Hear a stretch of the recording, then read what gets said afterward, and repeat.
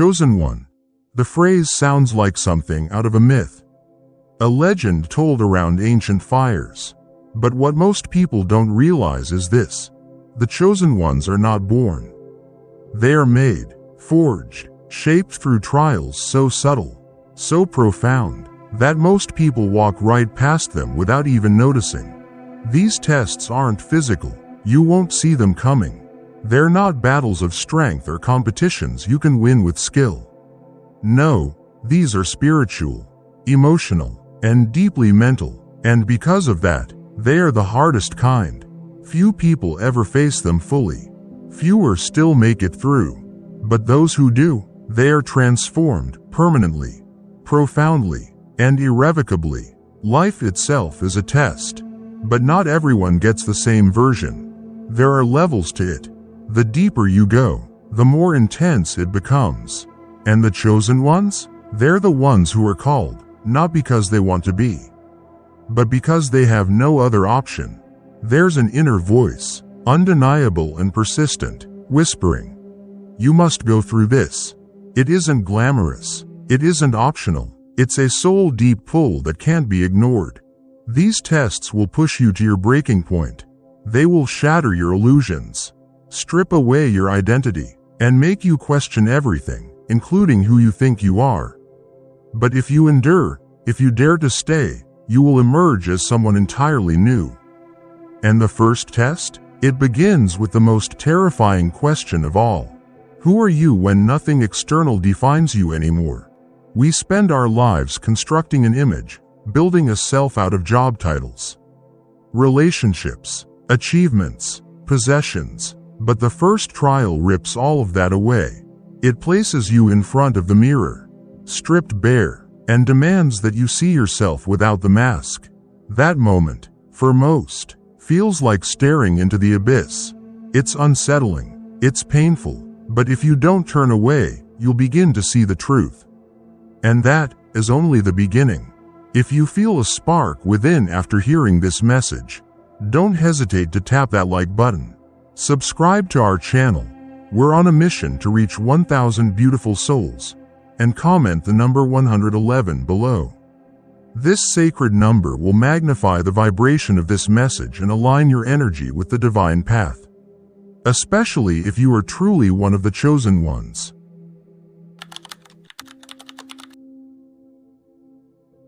They turn back. They retreat into the comfort of their familiar illusions. But the chosen ones, they are different. These are the souls destined for something greater.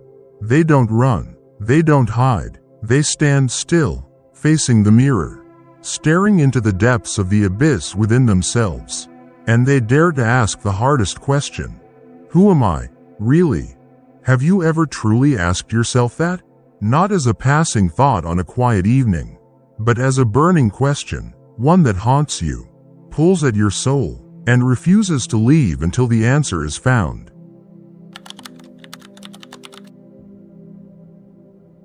In a world overflowing with noise, social media, work, friends, constant stimulation, solitude has become something people fear. But to pass this test, you must be willing to be alone. Not just physically alone, but mentally and emotionally. The chosen ones know. Silence is not emptiness, it is revelation. In that silence, they confront their thoughts, their fears, their deepest longings, and slowly, something begins to emerge, a faint sound, familiar yet forgotten, the inner voice, your truest self, always there, always calling, but drowned out by the noise of the world. Most people are terrified of silence. They're afraid of what they might hear. But the chosen ones embrace it. They understand that in silence, truth is born.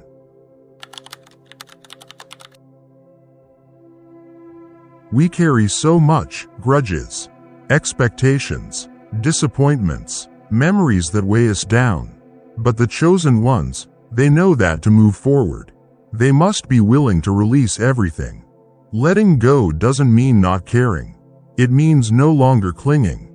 It means trusting that what is meant for you will stay, and what isn't will naturally fall away. And here's the truth, Letting go isn't a one-time act. It's a constant process. Every day, they remind themselves, release, trust, surrender, and just when they think they've let go enough, life throws something new at them, something they want to hold on to. And in that moment, the question returns, am I willing to let go, even of this?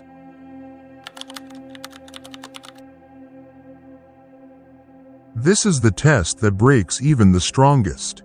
Everything you once believed, all your foundations, begin to collapse. The career path fades, relationships unravel, your purpose disintegrates, and you are left in complete darkness. But this is not punishment. This is purification. The darkness doesn't come to destroy you. It comes to burn away everything that is not truly you. And in the ashes, you may just find your deepest light, but only if you endure. Most give in. They fall into despair, consumed by fear and loss. But the chosen ones, they don't lose hope. Even when they can't see the path forward, they keep walking. Even when everything crumbles, they trust that what is real will remain. They know the darkness is temporary. They carry the quiet, unshakable belief that light still waits beyond the tunnel.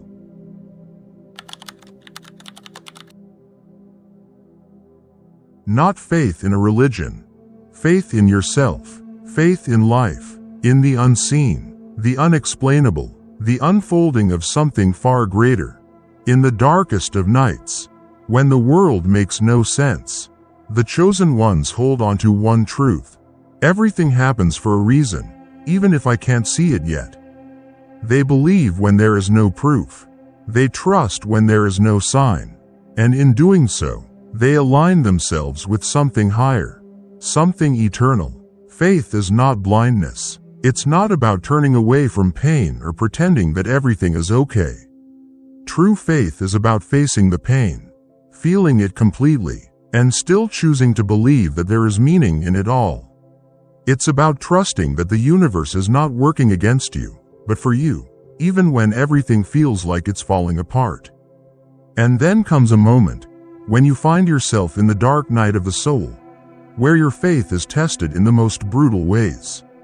You will be tempted to give up, to lose hope, to believe that the darkness is endless. But the chosen ones, they don't quit. They hold on to their faith even when there's seemingly nothing left to hold on to. They keep moving, even when every step feels like it's taking them deeper into the unknown. And when you've walked long enough in the dark, when you've wrestled with fears, doubts, and questions with no answers, you reach a threshold.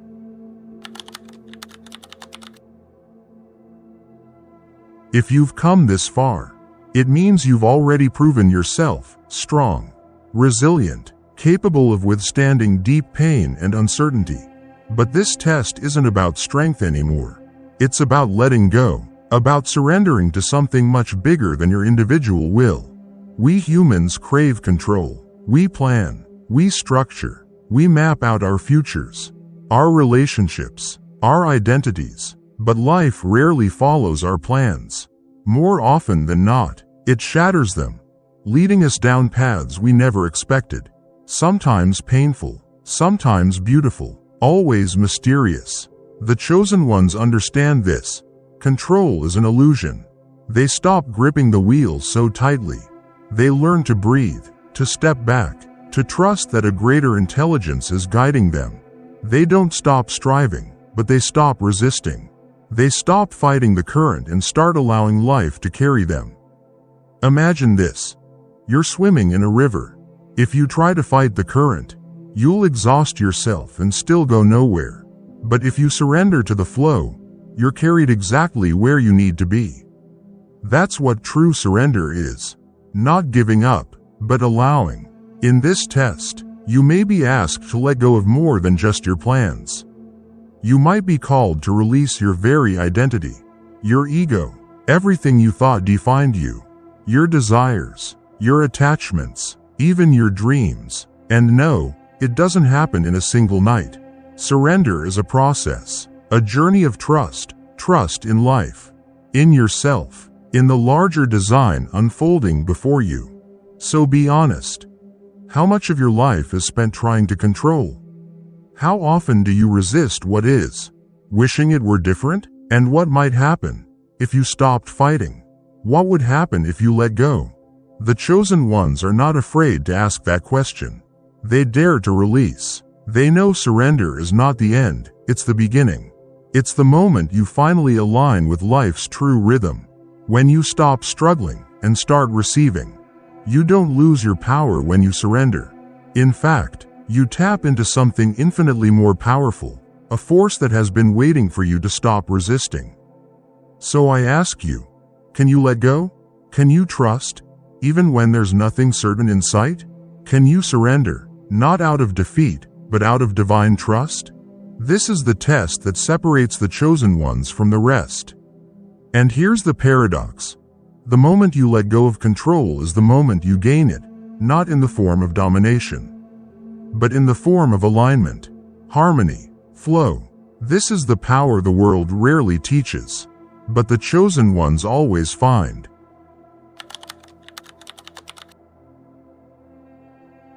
When you truly align with the flow of the universe, when you surrender and let everything unfold naturally, you'll find that things begin to happen effortlessly. There's no more forcing, no more struggling. Everything happens exactly when and where it's meant to. It's as though the universe is guiding you step by step. But to reach that state of surrender isn't easy. It requires a deep trust in yourself, in life, in something greater than logic and reason.